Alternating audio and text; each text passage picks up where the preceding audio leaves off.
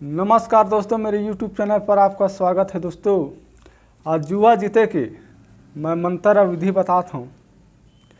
मैं जिसने करा तिसने करा तो जुआ ना पैसा जीते के चालू हो जाही। अब एक पहली विधि सुन। ये मंत्र ला ना सिद्ध करे लगी।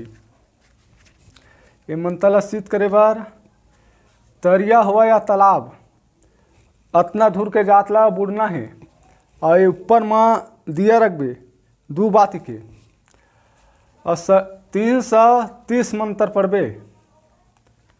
ओकर बाद अब पूरा नंगा रहना है, कपड़ा कुछ नहीं पड़े, पूरा नंगा 330 बार हो ना तो पूरा पानी सुधा बुड़ जा। ओकर बाद अंदर में एक घंभर ऊपर एक मंत्र ऊपर ना है, अंदर में बुढ़े बुढ़े। अब मैं ओकर मंत्र ला बताता हूँ।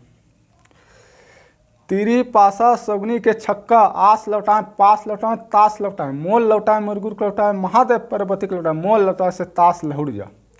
दोस्तों, ये मंत्र अमा जैन मसान सिद्धि करे है, मसान सिद्धि करे न ते हमारा जुआ जीत सकते।